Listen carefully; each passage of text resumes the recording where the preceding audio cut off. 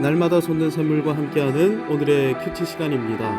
5월 15일 월요일 오늘의 말씀은 사무엘상 28장 15절로 25절까지 말씀입니다. 사무엘이 사울에게 이르되 내가 어찌하여 나를 불러 올려서 나를 성가시게 하느냐?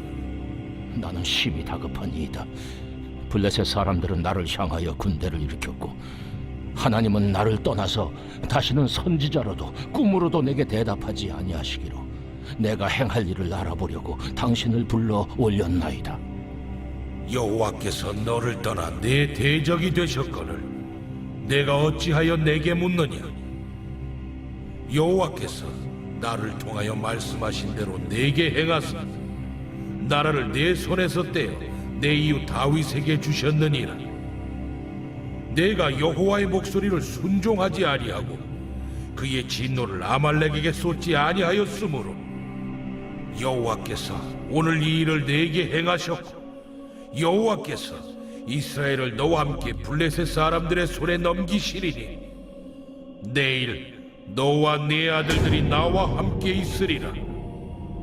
여호와께서 또 이스라엘 군대를 블레셋 사람들의 손에 넘기시리라.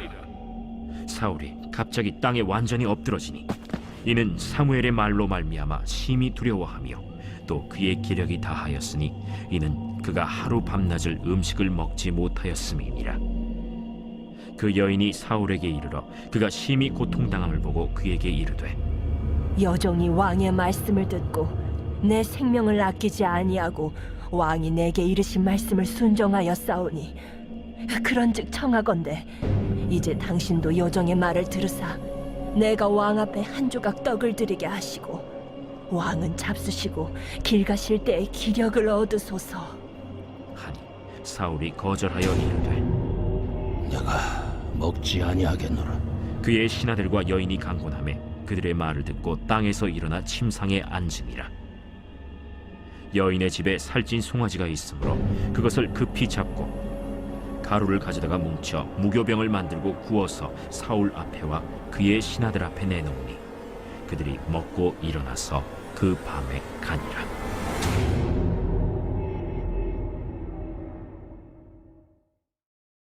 사무엘상 28장 4절과 5절을 보면 블레셋이 이스라엘을 침공했고 사울은 온 이스라엘을 모아 블레셋과 대항하려 하는데 이때 사울의 마음 안에 견딜 수 없는 두려움이 엄습합니다. 사울이 블레셋 사람들의 군대를 보고 두려워서 그의 마음이 크게 떨린지라. 사울 마음 안에 두려움이 엄습했던 이유는 여호와의 영이 더 이상 그와 함께 계시지 않았기 때문입니다. 여호와의 기름 부으심이 사울을 떠난 상태였던 것이죠. 그래서 한때 사자와도 같았던 사울은 양 같은 존재로 전락해버리고 말았던 것입니다. 더군다나 여호와의 선지자 사무엘까지 세상을 떠나 사울이 자문을 구할 대상까지 사라진 상태였던 것이죠. 사무엘도 없고 여호와의 기름 부으심도 떠난 상태에서 블레셋이 대군을 이끌고 이스라엘을 침공에 들어온다. 침공에 대항하기 위해 군대는 소집했지만 사울은 두렵고 불안하고 답답하기만 했습니다. 이들을 막아설 방법이 능력이 없다는 사실을 분명히 알고 있었기 때문입니다. 유다 역사를 보면 비슷한 위기가 여호사밧 시대 그리고 히스기야 시대에 임했던 적이 있습니다. 모압과 암몬 연합군이 침공해 오고 아수르가 침공해 왔는데 당시 여호사밧이나 히스기야는 유다 전체에 금식을 선포하고 백성들을 여호와의 성전 앞으로 불러 모아 그들과 함께 회개하며 엎드려 기도했었습니다. 여호와의 응답을 구했던 것이죠. 여호와의 응답 방법이 동일했었습니다.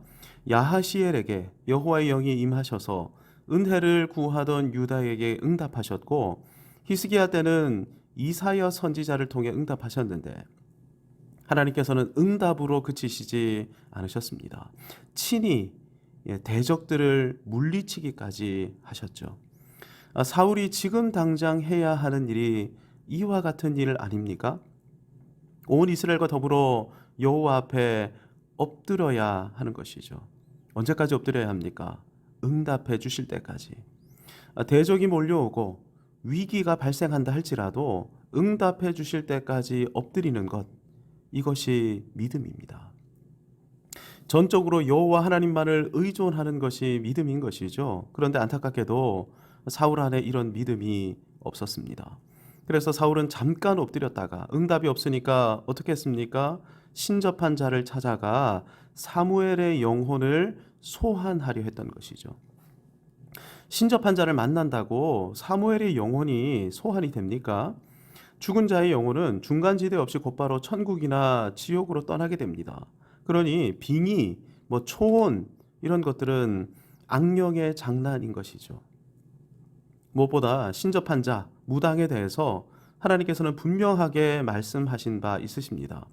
출애굽기 22장 18절, 너는 무당을 살려두지 말라. 무당을 없애야 합니다. 레위기 19장 31절, 너희는 신접한 자와 박수를 믿지 말며 그들을 추종하여 스스로 더럽히지 말라. 이들과 접촉하는 것은 더러운 일입니다. 신명기 18장 10절과 11절, 점쟁이나 기륭을 말하는 자나 요술하는 자나 무당이나 진언자나 신접한 자나 박수나 초혼자를 너희 가운데 용납하지 말라. 이들을 용납하지 말아야 하죠. 이들을 없애고 몰아내고 용납하지 말아야 하는 이유는 악한 영, 거짓의 영이 우리를 무너뜨리는 영이기 때문입니다. 무엇보다 악령은 거룩한 백성을 오염시키고 더럽히는 영인 것이죠. 여호와 경외하기를 막아서는 영인 것입니다. 지금 사울의 영안이 완전히 어두워진 것이 보이십니까? 사울을 비롯해 하나님을 떠나 영안이 어두워져서 불안과 두려움에 사로잡힌 사람들 모두가 이와 같은 길을 걸을 수 있음을 기억해야 합니다. 실제로 신앙생활 하면서도 간밤에 꾸었던 꿈을 믿는 사람들이 얼마나 많은지 모릅니다. 꿈자리가 사나웠다. 꿈이 좋아서 오늘은 좋은 일이 있을 것이다. 이렇게 생각하는 분들, 믿는 분들이 적지 않은 것이죠.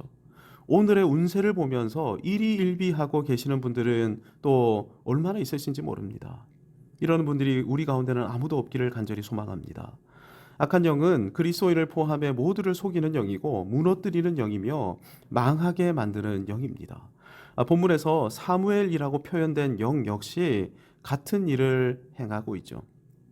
네, 이 영이 일부 맞는 말을 합니다. 얼토당토하는 이야기를 한 것은 아닌 것이죠.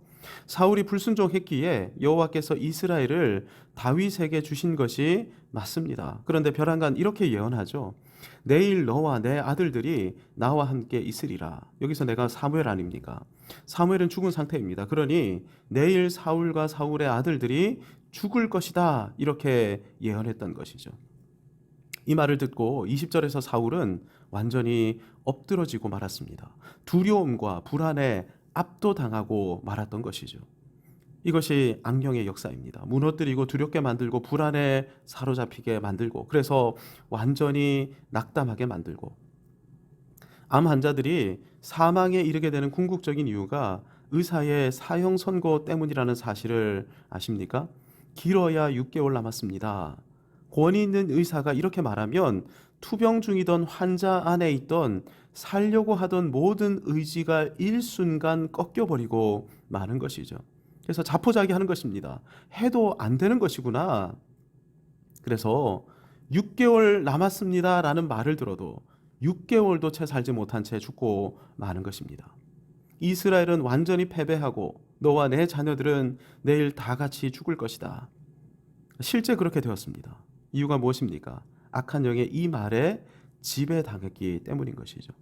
악한 영의 말이 일부 사실이었지만 이 말이 교묘한 거짓인 이유는 이 말에는 하나님의 심판만이 담겨 있었기 때문입니다. 하나님께서 때로 심판을 선언하십니다. 심판을 선언하시는 이유가 무엇입니까? 회개하고 돌이켜 나에게 돌아와라 이렇게 말씀하시기 위함이죠. 하나님은 심판 중에라도 은혜를 잊지 않으시는 분이십니다. 성경의 하나님은 상한 갈 때도 꺾지 않으시는 긍휼이 풍성하신 하나님이시죠.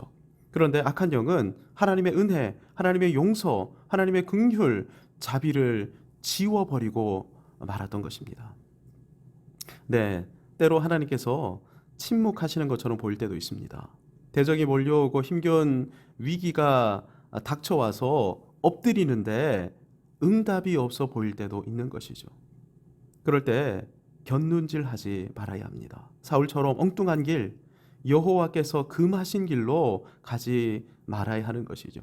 여호와 하나님이 아닌 다른 것으로부터 도움을 받으려고 해서는 안 되는 것입니다.